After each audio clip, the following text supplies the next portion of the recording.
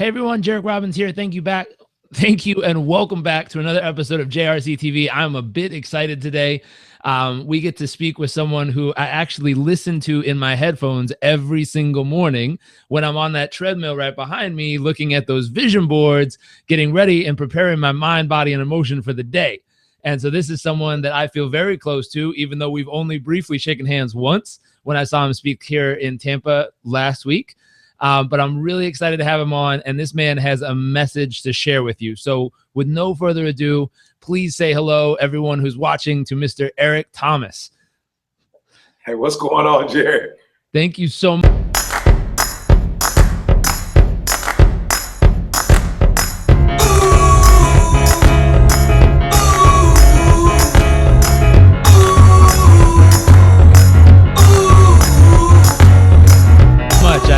I want to surprise you. I bet you don't know that you hang out my headphones every morning. Light up my world. Yeah, definitely a surprise. I didn't know that. And I hate that. And actually, Tampa was one of the first times it was so late, and I was concerned about my wife, and it was so funny because my wife said to me afterwards, "Why'd you rush? I'm doing great." I'm like, I didn't know you. This is the first time, but she is, different workout, different medical regimen. Etc. So she's 1,000 times better. So I hate though that I didn't get an opportunity to really sit down and get to talk to you. But I'll be back in Tampa, so I'm hoping we'll have the opportunity. Absolutely, I look forward to it. Maybe we could do an extended interview for everyone. All right, please, let's get it. And I appreciate what you said though, to have your priorities straight and to make your wife first, and to do that is. It stands out to me because I see a lot of people who'd be willing to stay for the fans or stay for the applause or stay for something else, but to have those straight, which is something I want to ask you in the interview, but that stands out. And if you wouldn't mind, I'd love if you could give everyone just kind of a simple background on who you are and maybe what your number one focus in life and business right now is. I guess who I am, man, is, an average, individual. My mom, fortunately or unfortunately, I don't know how she looks at it, but got pregnant when she was 17.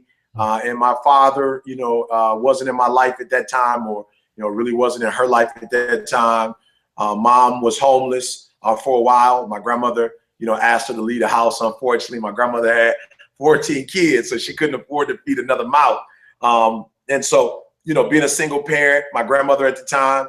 And so mom's, man, really worked hard. Finished high school, was able to get a job at Ford Motor Company, where she did microfilm for about 30 years.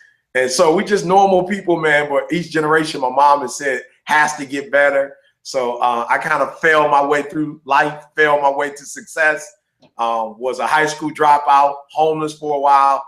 And Jared, how it is, man, for some of us, it takes a little longer for us to see the positive in some of the negativity. And so when I was younger, I kind of fed into the negativity. My father wasn't in my life. My mother got pregnant early. I wasn't appreciative of the fact that she got married. I didn't really, value the person she married who became my father. I just looked at life as a victim. I didn't get this break. I wasn't born on the right side of the track. I didn't get the greatest start. I'm not the smartest kid. I really just had a list. And then when I was about 17 or 18 years old, kind of changed my environment, went to a church. And I tell people this all the time. When I talk about the church, I don't talk about it, as a religious institution. I really talk about it, as a transforming environment, being around people who wanted to go to college, dating someone who had dreams and goals, being around a minister who was, in the military, who had fought in the war, who was just a guy, was a victor. He was always about, conquering and championing, and so I got in that environment, and, they kind of challenged me. Why didn't you finish school? Why don't you have any dreams? Why don't you have any goals? Why are you hanging out with the people you're hanging out with? And I had never questioned my life before. I had kind of lived life. I had kind of accepted, the life that was given to me. Growing up in Detroit, I was from Chicago originally, but really grew up in Detroit, West Side. So I did what everybody else did. They dropped out, I dropped out. They didn't read, I didn't read. Like, they like sports, I like sports. And about 17 was the first time in my life I started asking questions. Why am I here? What's my purpose? Do I have any gifts? What do I want in the next 5, 10 years, you know. So that's kind of who I am. Got my GED, and the GED opened up doors because it allowed me to leave Detroit and go to a small historically Black college in Huntsville, Alabama, and then from there, Michigan State University. So E.T. was a victim at one time, and now I'm a victor, and I see life. So, like, I'll be honest with you and say that really, contrary to popular belief, life hasn't changed. You know, I'm still an African-American male whose father was in his life, whose mom had him at 17, who grew up in Detroit. Like, nothing has really changed other than my perspective of life. I see life differently. I look at life through a different lens. I get to. I just have an attitude of gratitude. I understand we live in a great country with great opportunities, and nobody's going to give you anything. There are no free lunches in life. And so I've just changed my perspective. And as a result of changing my perspective, somehow my life, you know, kind of changed in the process. That's awesome, man. And I'm curious, just a question on that, because there's a lot of people I run into from time to time, and we hear from, and I'm sure you meet them too, but they're struggling in a moment in their life.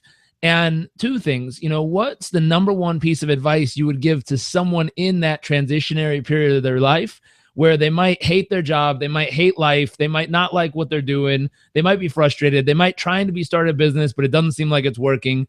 And a twofold question. One, what was the spark that helped you ignite that transition in your life? Like, what was the thought, the moment, the idea, the piece that when that happened, it was like, whoa, maybe I should take this differently? And what would you say? What's the number one piece of advice you'd give to that person who's stuck in that moment right now? You know, for real, man, and this might be harsh, Jared, this might be harsh, but suck it up, man. Like, nobody cares. You know, and I really had to deal with the fact that nobody cares that my mother, you know, got pregnant when I was young. Nobody cared that my father wasn't in my life. Nobody cares, man. Like, at the end of the day, nobody is going to support you in that, you know, victim mentality. Like, suck it up, shut up, and move on with the rest of your life. Like, you could do whatever you want to do once you make the decision. So that would be my greatest piece of advice is, like, get over it. Like, something bad has happened to everybody. People would think like, yo, E.T., you know, you're doing great for yourself. I know you got all these breaks. I didn't. People would think for you, Jared, you got all these breaks in life. You didn't. Like, the reality is stuff has happened to all of us. We've all, you know, had some bad breaks. And you know, when I start experiencing the other side of life, I say that other side of the tax bracket, you know, what was crazy for me, Jared, is I realized, like, yo, people who even grow up in wealth, they are humans. They have problems. Like, they get the flu, they get cold, they get sick, they get cancer. People in their families die.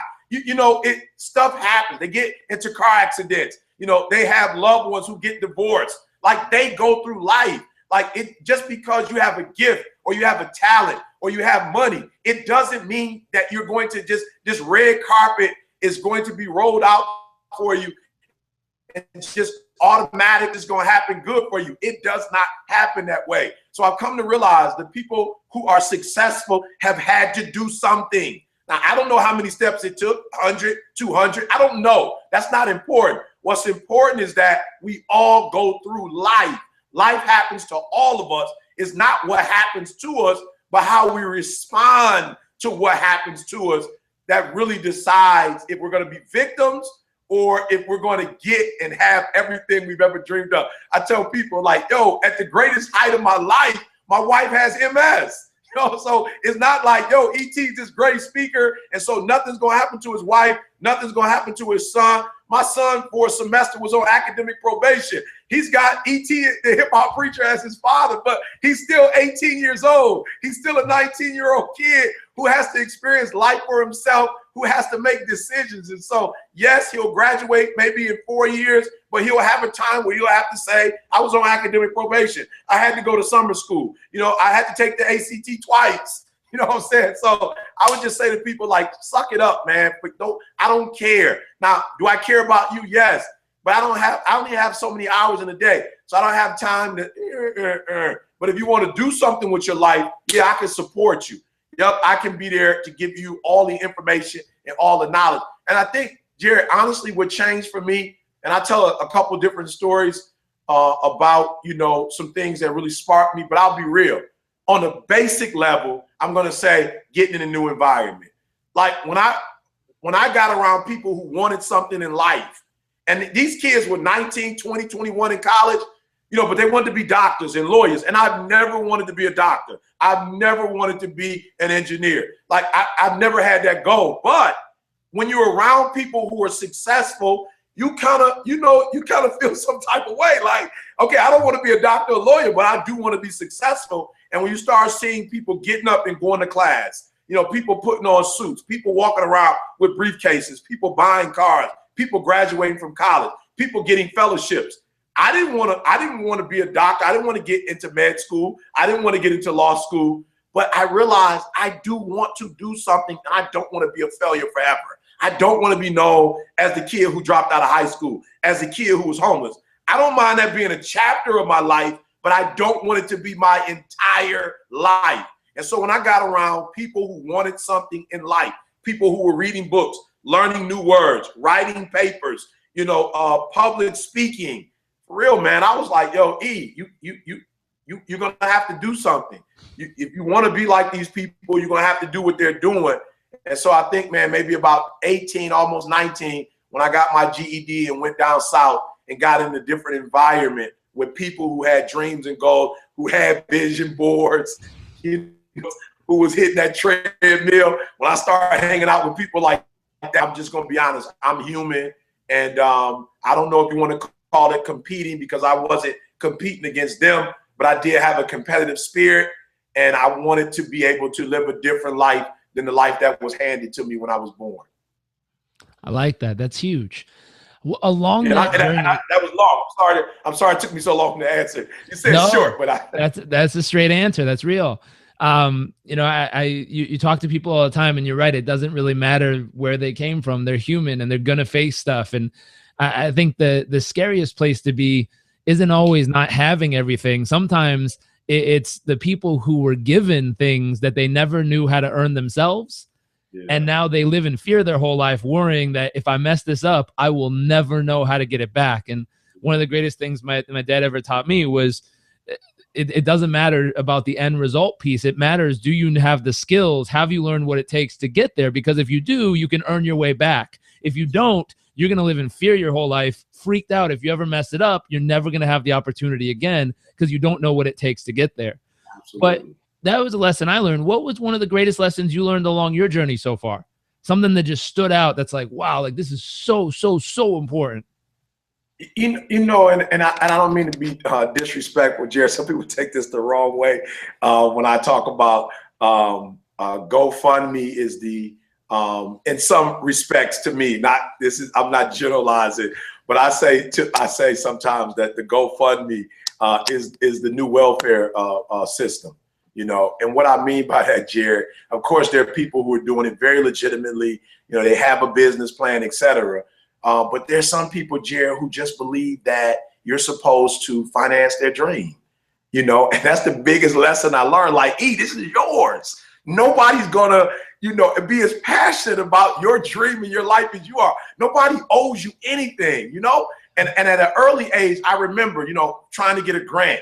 I remember, you know, sending all these letters of recommendation and, you know, asking people to fund me and asking people to help me and asking people to do stuff for me, Jared. That is my responsibility. That's like me having a child and asking somebody else to raise them. You know, it doesn't work like that. And one of the things, and I'll be honest, I have never shared this on any interview. I've never shared this publicly. And for whatever reason today, I just feel impressed. But for me, man, one of the greatest challenges is knowing that my biological last name, I never got that. So I never used that name. I've never been privileged to use it because the person who brought me in this world was not there for me. And so the person that was there for me, I took on their last name. But you got to understand that you're talking 30, 40 generations from now, there'll be family members that may not even know I was related to them because I didn't get the last name. And so somebody else took that responsibility, and my father didn't take that. So some of the things that he was supposed to get and some things that were supposed to happen for us generationally got cut off because the person that was supposed to be responsible wasn't. And that's the biggest lesson for me. Eric, nobody else owes you anything. Your success is not dependent upon a board of advisors. It's not dependent upon motivational speakers who've gone before you. Like, they're living their lives. They're taking care of their family. They're doing what they have to do to be successful. Nobody owes you anything. And that was the biggest lesson for me. Like, Eric, don't sit here waiting for some knight in shining armor. Go learn how to ride a horse. Learn how to saddle the horse.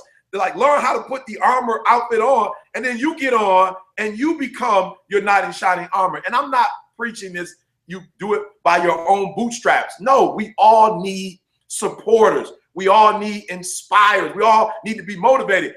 But I realize you cannot ask them to do for you what it is your responsibility to do for yourself. You can ask them to support you, but you can't ask them to do it for you. So that's been the biggest lesson I've learned. Eric, it is your dream. You do not need a business loan. You do not need the support of others.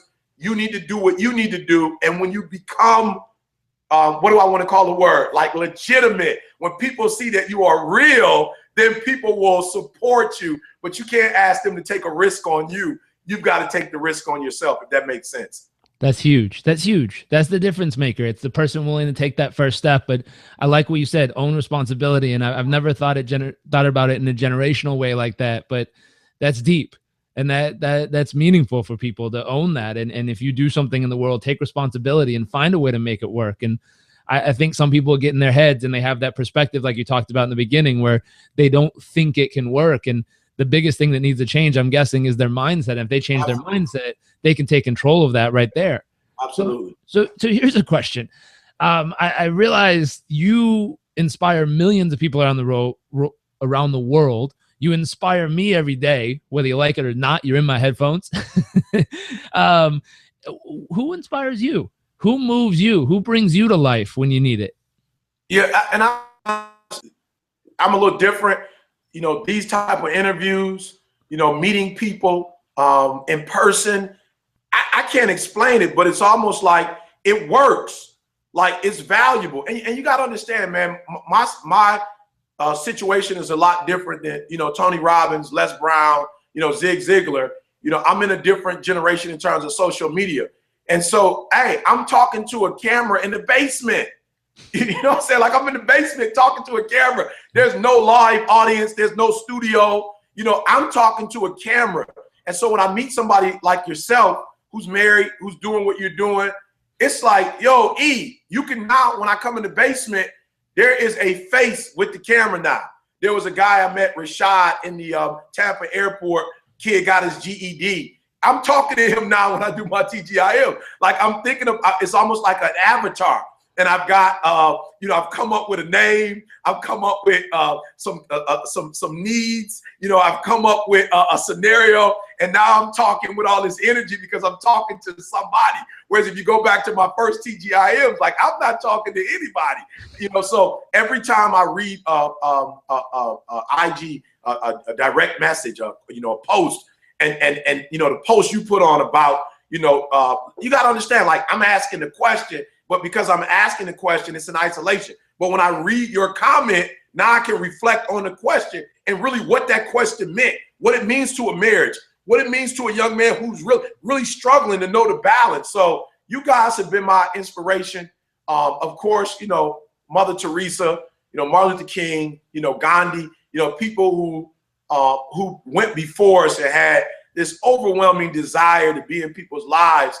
And then let's keep it 100. Even though I never saw myself here in the last year or two, you know, people are comparing me to, you know, the Tony Robbins of the world, the Les Brown, you know, the Robert Kiyosaki's, you know, the Dan Hardys, you know, and I'll be honest, it's humbling. You know, when you're in the basement, when you're in high schools, when you do what I do, you never really put yourself on that level. You know, these are people that you listen to, you know, Waking the Giant Within, you know, Les Brown, Hungry, Zig Ziglar, you know, and how Zig was able to really stay focused with his family, with his Christian beliefs. You know, Robert Kiyosaki is a book. I've read his book, Rich Dad, Poor Dad. So for me, I now feel a level of responsibility to this art form that I never felt before. You know, I never really categorized myself. I never really felt that I was on those individuals' level, but now that I am, I'm saying, E.T., what they have done to the game, what are you going to do? And so every day I wake up knowing that there are a group of young people who are, yo, what up? It's your boy Rashad. What up? It's your boy Pierre. What up? I realize that's a genre now, being transparent. I got 3 points for you. You got to listen. Like, I realize that unbeknownst to me, I'm creating, a genre and making a group of people feel like, okay, yep, it used to just be rap. Yep, it used to just be basketball. Yep, doctor, lawyer. But now there's a group of people who feel like I can be a baseball cap, T-shirt, blue jean wearing motivational speaker and tell my story and change the world. So that this new responsibility also inspires me and wakes me up and say, like, yo, if people like you are listening to me, when I know you know motivation, like you know what it is. And so if I can inspire you, then that motivates me like to keep going and see if I can win, 3 championships, 4, 5, 6, I don't know, but this inspires me as well. Awesome. That's awesome, man. I remember one of my favorite phrases I learned, and I always tell people, everyone inspires me on this planet. Doesn't matter if it's someone who's struggling in the moment, someone who's advanced in the moment, doesn't matter where they are. I picked up somewhere along the way, I think it was Dad that told me, he said, everyone you meet in life is either an example or a warning. Yeah. And if you learn from them, either learn what to do or learn what not to do, and everyone has a lesson. And so I look to everybody, and it's surprised. Sometimes where you think the lesson is going to come from isn't always where the lesson comes from. Absolutely. Usually the more important lessons come from the places you never expect. But you, sir, are certainly an example of showing people what's possible. 2 questions just to wrap up. I do want to be respectful of your time. One, and let's make sure we do it again. 2 of them there, but one, maybe 3. There's an important one I want to end with. But my wife and I saw you speak in Tampa recently last week, and you made a great point. There was a young man who raised his hand and asked a question. He was there with his wife, and he asked the question. He said, I'm in a startup business. I'm building my business, and I got to sacrifice time with my family to build my business, because building my business gives me the money to be able to take care of my family. And he's like, but I don't know what to do. And you had one of the best responses I've ever seen. And I posted it, and a ton of people responded to it in a great way. But I'd love for you to share, if someone's in that moment and they're just starting up their business and they're saying, hey, I'm going to sacrifice my family, I'm going to sacrifice my relationship for the moment because I got to build my business first. What's your response there? Is it okay to sacrifice family time, or is there another approach that's probably more useful? And again, I'm grateful that, we have time to flesh it out, and I hope we can even add, to what, my response was. But, at the end of the day, man, you have to make your priority. And so many people think that if you compromise that which is a priority, at some point you'll get back to your priority. And I'll just be honest, at 44, I just haven't seen it work. I just haven't seen somebody sacrifice their family and say, give me 4 or 5 years and I'm gonna come back. Well, 4 or 5 years, you missed 4 or 5 years, with your child is walking, talking, what I'm saying? Your wife has become a different person. You can't afford to sacrifice what's most important for something that is not as important. Now, let's be real. Money has a role, but for those of us who've been blessed to have some, we understand it's not what people make it. What I'm saying? It's not as deep as people make it. E.T., man, I want to get a Bentley. I want to get a house. A house is great, but a house is not a home. A car is a car. After about a month or 2 of driving it, it kind of loses the new car smell, and it just becomes a car. So I would say to those of you who are in the moment, you're struggling, trying to find that balance, you need to make sure that your priority stays your priority. And if that's your wife or your husband or your child, whatever, the priority needs to be a priority. I think what you can do is we can communicate. So I'll say to my wife, sweetheart, I'll need about 2 weeks to go hard, on I got to get this audiobook done. But I promise you that if I go hard for 2 weeks, on the 3rd week, we can go to Hawaii for a week, right? And my wife understands still that she is the #1 priority. I have communicated to her that this is what I need to get done. I have allowed her, Jared, to be a stakeholder, and I'm asking her, hey, how do you feel about the 2 weeks? You know, I'll need to do 8 to 7. I'll need to do 8 to 8, 12 straight out. But what we can do is we can get up earlier and do breakfast together. I promise after 8, we can play Uno. You know, we can put a puzzle together. You know, we can go for a walk. These are the things that she likes, Jared. You know, so they're important.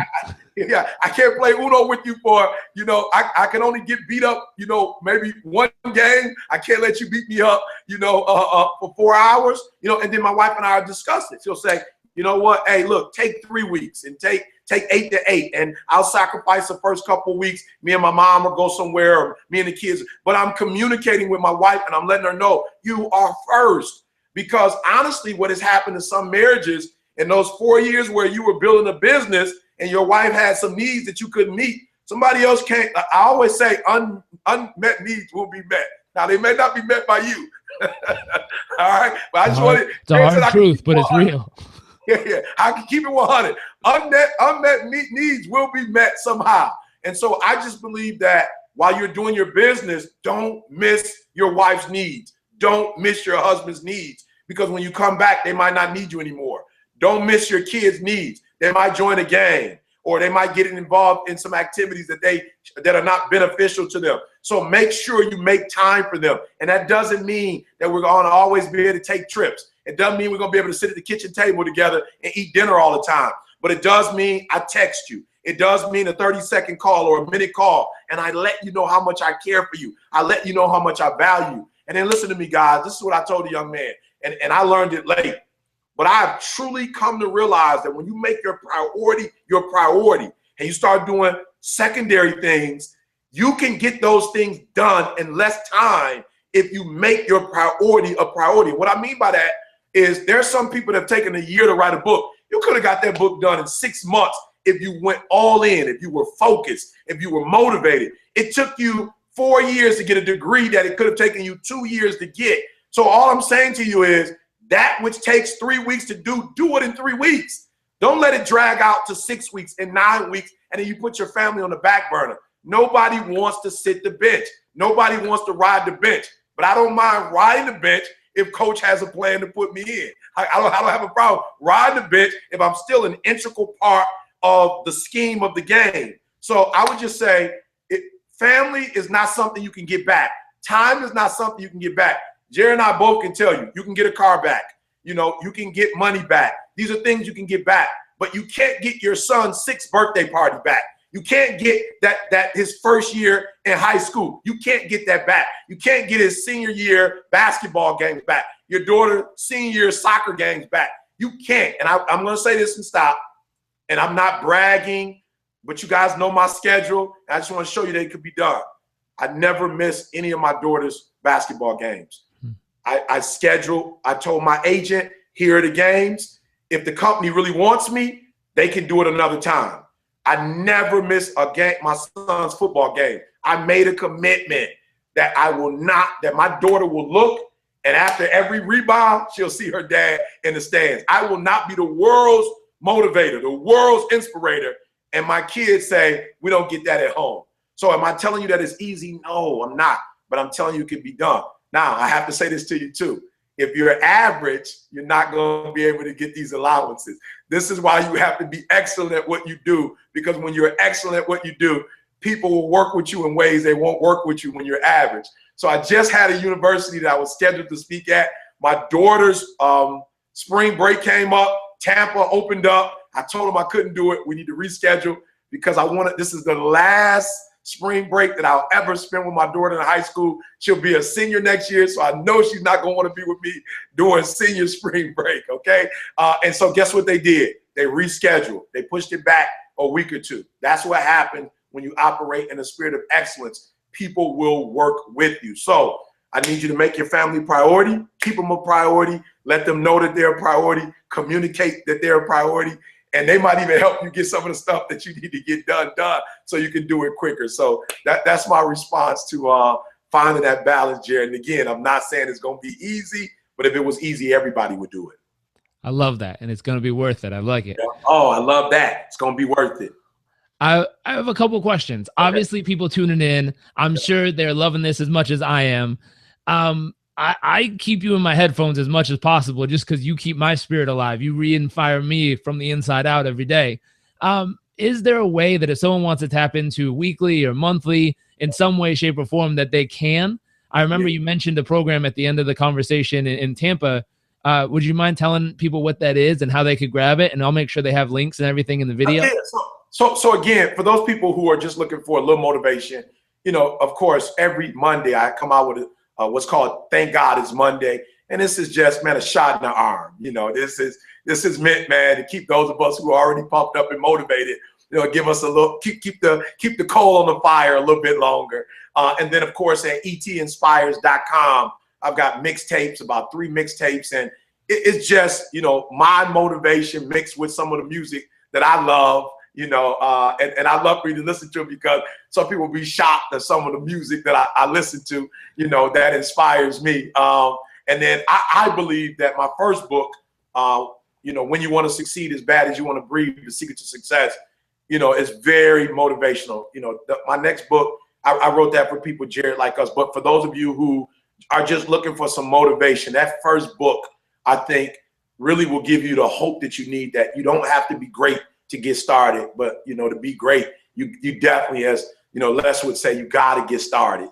So and then for those who are really ready to take it to another level, and I'm so grateful for people like Bob Proctor, who sat down with me and said, like, for real, there's a group of people out there, they are willing to make an investment to know the ins and outs.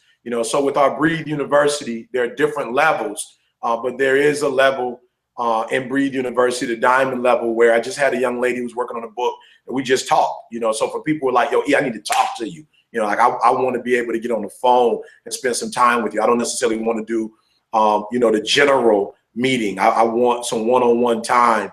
Do Breathe University. I do something weekly on a conference call, and then I make available, one-on-one time with individuals. So there are multiple levels, and I don't push. I guess Tampa was the first time. My team was like, yo, come on. It's like not giving an appeal after a great message. I'm like, I guess. But I never want people to think that, I'm trying to push anything on them. But those are the levels. And like I said, it's as, you can be as intrusive as you like, or you don't even have to know me. Like Jared said, I didn't know he was listening to me.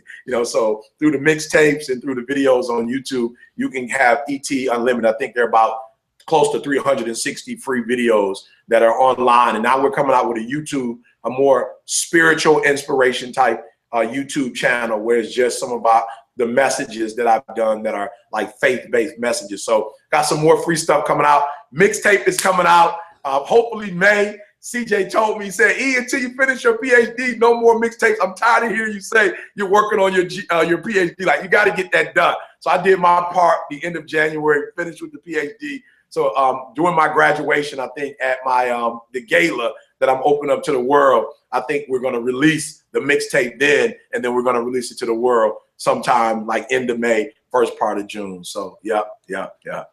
That's awesome. So if you are watching this on our blog, on our YouTube channel, if you're on podcast, look at the show notes. Everywhere that this is going to be, we'll make sure we have all the links there and exactly what they go to. I'm going to check it out myself. I'm going to see if my wife's okay with us grabbing the weekly check-in. I think it's cool. I already listened to you, but I figure if there's new content coming and there's fresh stuff every week, I'm excited to check it out and hear what else is there, just because I like getting inspired. Tell them we can barter. Tell them we can barter.